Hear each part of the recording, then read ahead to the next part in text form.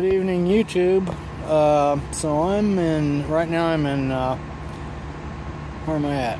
Don't know the name of the place. It's in Rhode Island. It's kind of a old truck stop here. I've stopped. I had to use the restroom and I went ahead and got something to eat. Looks like they're in the process of turning this into a TA truck stop, and so they're kind of redoing the inside. They've already got their Popeyes fried chicken sign up, even though there's no restaurant that's open yet. It looks like they've been slowly remodeling inside the place, keeping it open at the same time. So anyway, I just ate a microwave sandwich called the Bomb. It's a great big burrito type thing. I've had those before, and usually those don't cause any trouble. So here you can see this is kind of what the place looks like, and I guess the parking lot has been paved, but it's kind of threatening to turn back into gravel. And then beyond that, back behind there, I think that actually is gravel. Don't know how well it's showing up, but so they've got a ways to go in order to really, if they're going to dramatically improve this and kind of bring it up to even to the TA truck stop standards. So I've stopped at, I guess I'm closest to Attleboro, Massachusetts. At least that's what's popping up on my weather widget here on my phone. After I refreshed it, the Garmin GPS just can't find anything nearby. It just says can't find anything. So anyway, there was this, it's a pull-off after you come from Rhode Island into Massachusetts. There's this, it's kind of a pull-off, and there's truck parking, and I think the state of Massachusetts also they can run a scale here if they want to, and there's, so on one side there's a scale, and then the other side there's truck parking kind of behind it, and so there were places to park in here, and I decided I would just go ahead and park here. The other alternative would be to drive about 20 miles farther. There's this fuel stop that I've parked at before that charges $8 per night, and I figured, well, 20 miles isn't that much, so I've got about 64 miles to drive in the morning to make it to Tewksbury, and 20 miles extra, I figured I might as well save the $8. And for all I know, they could be charging $10 by now. It's Massachusetts. So but it's about, right now I checked and it was 49 degrees here, and I thought it's supposed to get down to, I think 33 is what the weather widget said. So in the video last night, I was talking and I decided that, I mentioned that, the idea of what is happiness. And a lot of people think, do you really think you know what happiness is? And that's really kind of if you really stop and think about it, it's sort of a hard thing to define. Now, I have my own kind of definition of it. I can't really tell you what it is, but it's sort of like health. What is health? If you have your health, you can't really say what it is. It's hard to define. I'm sure there's probably a book definition of it, or a dictionary definition of it, but what is it really? When it's gone, when it's missing, if there's something wrong, if you've got a broken arm, if you've got some sort of an illness, then that all of a sudden the health is missing, it's gone, and of course you want it back. Well, but when you have health, it's like everything's fine, and it's not something that, it's not a feeling per se. It's sort of, in a sense, it's kind of a lack of You could say it's a lack of ease, dis-ease. Separate the, put that word together, disease. It's sort of dis-ease. And so happiness is the same way. I contend that, real happiness is not a feeling. Because if you're unhappy, you know it.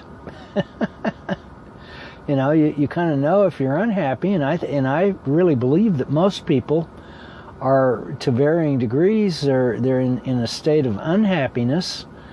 As I was talking last night, people they're unhappy. They think the world is making them unhappy, or this is making them unhappy, or their employer is making them unhappy, and so on and so forth. And so there's this idea, well, if I had money, I could make myself happy, or, meaning that you could take the money and buy yourself all kinds of distractions. Somehow the distractions are happiness. No, they're not. They're just distractions. Entertainment. Entertainment can be entertaining, but it's not going to make you happy. At best, it's just going to distract you for a while, and of course that's limited because the distraction wears off. So it's of limited use. And you think, well, if you get married somehow, that's going to, people think that. They think, well, if you just have the right spouse, you're going to be happy. And of course, that's not true. And so real happiness is not what you think it is. You'd have real happiness if you can sort of find your way back to whatever it is that you've lost. Now, without getting too theological, if you look back at the book of Genesis in the Bible, there's the idea that you had Adam and Eve, first pair of human beings, and God told Adam not to eat. He could have anything he wanted except this one thing. Don't eat of the tree of the fruit of the knowledge of good and evil. And so, of course, the serpent approached Eve, the woman that God gave Adam. The helpmeet, approached Eve, and then Eve ate of the fruit, and then she offered it to Adam, and then Adam just took advantage of Eve and went ahead and ate. And then when God confronted him later, after the fact, he made up an excuse, and he said, "Oh, the woman you gave me, she offered it to me. Eve made me do it." He made an excuse, and that's worse. And so, therefore, we have the idea that we are the offspring of Adam and Eve, and so therefore that's where the idea that we're born in sin. And being born in sin, or sin means literally missing the mark, and so we're born sort of close to Adam. Was created with a perfect relationship with his Creator. We are sort of born a step away from that, so that, and we come into this world, we have two forces waiting on us, essentially. You've got good on one side and evil on the other. And so, and then our parents always end up failing us one way or another. And, the world is not perfect. It's not anywhere near perfect.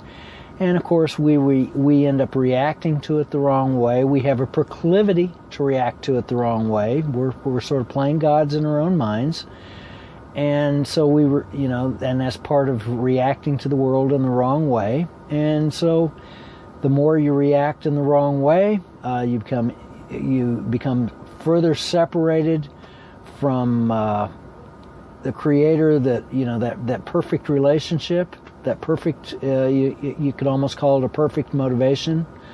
We become further and further separated from that, and that turns into an enemy.